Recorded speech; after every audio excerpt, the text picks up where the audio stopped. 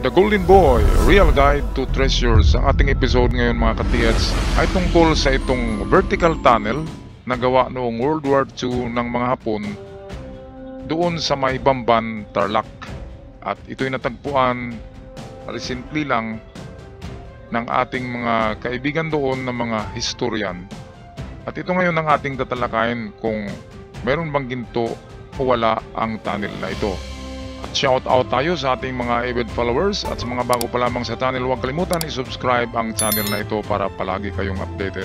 Shout out tayo ngayon kina Freddy Soriano, user CE5, Cirilo Jaom. Shout out kay Archie Batak, kay Uncle Makasi Vlog.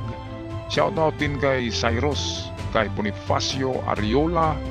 Shout out kay Tomasito Kaasig, Glenn Mario, Raul Rangia, Robert Cabonilas, kay Shimi Morillo by YouTube, user GQ3. Shoutout din kay Hyacinth Ocfimia, kay Ronel Velces, Elvis Gumadlas, Bonifacio Ariola, Cirilo Jaom, Rogelio Cortez, Brenda Giango, John Tox, and lastly, shoutout kina Tating Nalimansalay, Biyahing Dagat ni Gerald.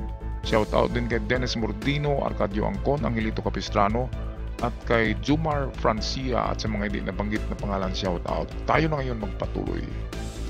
Magandang buhay mga katiyat. Sa video na ito ay atin makikita ang totoong Japanese tunnel na tinatawag natin na slanting na mayroong hagdan. Ang tunnel na ito ay natagpuan sa Bamban sa Tarlac. Ang videong ito ay courtesy ng ating kaibigan na si Ronnie De La Cruz ng Bamban. Salamat sa inyo bro.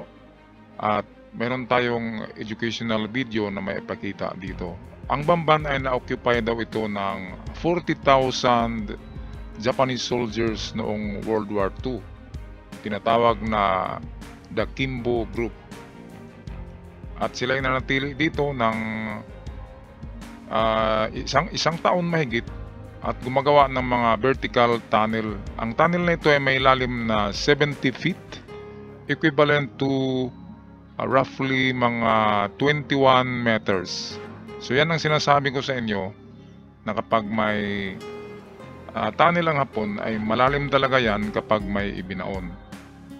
Ngayon dito sa video na ito ay hindi lang napansin ni Sir Ronnie De La Cruz na may treasure dito kasi ang kanyang trabaho naman ay pag-remap ng mga World War II treasure tunnel kasi siya ay isang historian ng Bamban Museum. At dito makikita natin ang lalim-lalim talaga niyan. Vertical, may hagdan, at makita nyo ang gilid ng mga walls ay merong tool marks ng piko at bara. Ayan ang sinasabi ko na mga tunnel, na ang hagdan ay gawa mismo kung ano ang materials na meron. Kaya napakagaling talaga maghukay ang mga Hapon. Kita nyo ang lalim-lalim. Ngayon sa dulo niyan ay wala kang makitang chamber doon, walang kwarto, wala nang ibang daan. Bakit kaya? Ang sagot diyan ay meron yan secret passage na sinara nila. Paano natin nalaman? Kasi kung walang secret passage or walang ibang daanan yan, dapat puno na ito ng tubig sa ngayon. Saan dumadaan ang tubig? Kasi ito'y parang atabay, vertical, dapat nandyan lang ang tubig. 80 years ago, dapat puno na yan at putik na yan. Ngayon dahil sa meron talagang secret passage yan na isinara nila, sinilyado ang dingding or ang flooring, kaya yung tubig ay dumadaan doon sa secret passage. Kaya hindi naging atabay ang tunnel na ito. Ang disenyo ng totoong pangyera na tunnel ay crisscrossing ang design sa loob. Maraming lusutan, maraming corners, lumulusot sa kabilang bundok, lumulusot sa baybayin, lumulusot sa ibabaw ng bundok. Ganyan ang war tunnel. Pero ito'y isang direction lang kasi, kaya pwedeng treasure tunnel ang isa. Okay, mga katiyats, bakit nga ba nasabi ko na merong treasure sa tunnel na ito?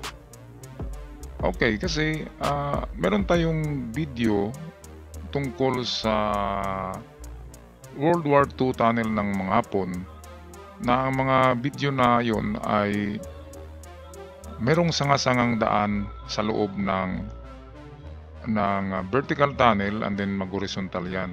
At meron siyang mga sanga-sangang daan.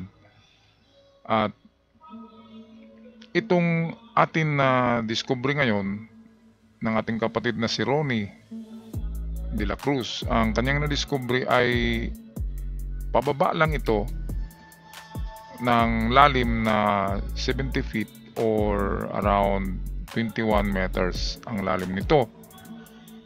At wala nang ibang daanan pa, wala nang crossing sa loob, walang istambayan ng mga army.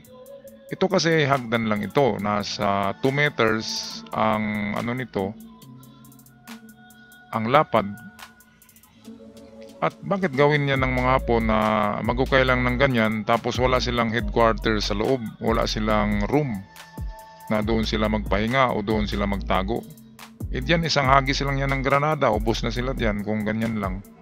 So hindi ito yung war tunnel na alam natin. Ito yung sikretong passage at ang nabuksan na kasi yan dito. At meron ito dito sa gilid mga nakasilyado na dingding na mayroong pasukan. Sabi ko kanina, bakit hindi ito napuno ng tubig?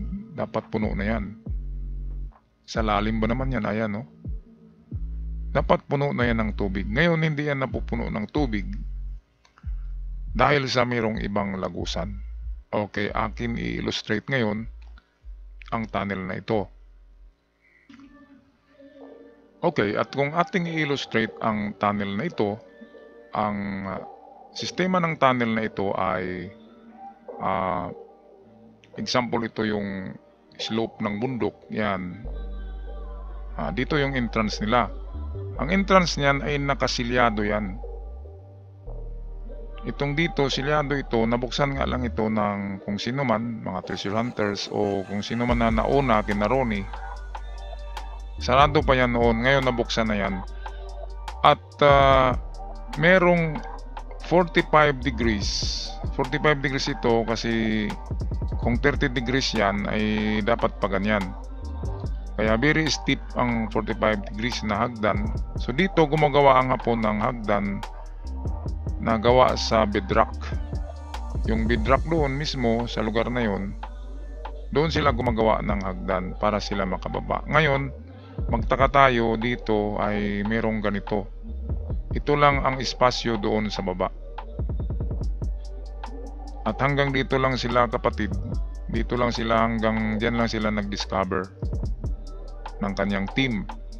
Ngayon, kung panggera ang tunnel na ito, bakit gagawin niya ng Hapon na merong maliit lang dyan na makatayo lang ang 4 na tao? Hindi yan ganyan. Kung panggera ito, dapat criss-cross ang daanan nito. Merong daan na diretso, pa ganyan. And then, meron ding crossing doon. And then, liliko na naman yan. At pupunta yan sa itaas, babalik sa itaas para sa kanilang outpost doon. Dito, meron ding papuntang sa kung matrap kasi yan sila, ay meron lagusan yan papunta sa dagat o sa gilid ng bundok. Meron exit talaga yan at marami, hindi lang isa. Kaya ang mga Hapon na hindi naku-corner. Ito ang ginaya ng Hamas ngayon, yung Japanese style tunnel. Pero mas grabe yung sa Hapon kasi hindi na gumagamit ng konkrito ang Hapon. Ang ginawa nila, nagukay sila ng malalim mo na vertical. Kagaya nito, 21 meters ang lalim bago sila mag-horizontal. Ngayon hindi natin nakita ang horizontal na tunnel dito kasi sa dulo ng hagdan, close na. Ibig sabihin nito ang dead end. Ngayon, ang sinasabi ko na may treasure dito kasi hindi nga siya war tunnel. At ito'y, alam nyo na, after sa hagdan, silyado na yan at sa likod niyan, nagtatago na diyan ang treasure bunker. Kagaya ng mga mapa na pinakita ko sa inyo mga katiyets, may hagdan at may treasure bunker sa dulo ng hagdan, pero before makita ang bunker ay mayroong harang or silyado yan ng bato or lupa or dingding nagawa din sa bato. Kaya itong dito, itong mga walls dyan, yung tatlong walls dyan, ay pwedeng nandyan ang lagusan. Kung tingnan nga lang yan ay parang natural lang. Pero kapag gamitan yan ng x-ray or ng mga scanners, ay meron kayong ma-scan dyan na very positive detection. Okay, kaya kapag ganito, ang ano nyan, sikreto. So pagpasok natin dyan, kapag nabuksan itong dito, makapasok na kayo and then tatambad na sa inyo ang isang kwarto na punong-puno ng treasures na tinatago nila. So ito na yung treasure bunker na hinahanap. At nakatago talaga yan, hindi yan makikita sa ating mga naked eyes. Okay, so sa mga gustong mag-treasure hunt dyan, kasi yan ay sigurado ngayon, yan ay isang treasure, isang tourist spot. Pero sa likod ng tourist spot na yan, ay mayroong nakatago dyan. Sa tatlong dingding, kasi itong pang-apat, bukas ito, yan yung daanan, so tatlong dingding lang dyan na walls, ay nandyan ang isang lagusan na sikreto, mga katiyats. So, walang mawawala sa atin kung meron tayong mga spekulasyon na ganito. Kasi ito nga ay Japanese tunnel. At kitang-kita naman natin, gumagawa sila ng hagdanan. So bakit bababa sila diyan sa tunnel kung gera? Dead end ito, di ba? Anong gagawin nila diyan? Hindi na sila makatakbo. So hindi ito ang war tunnel na design ng Hapon. Ito ay intended for treasures. May itinago. At yan ang hindi natin alam kung alin or saan sa tatlong dingding ng maliit na espasyo diyan sa dulo ng hagdanan. Okay, so hanggang dito na ako mga katiyats. Maraming salamat sa inyong panonood. God bless you all at ingat kayong lahat.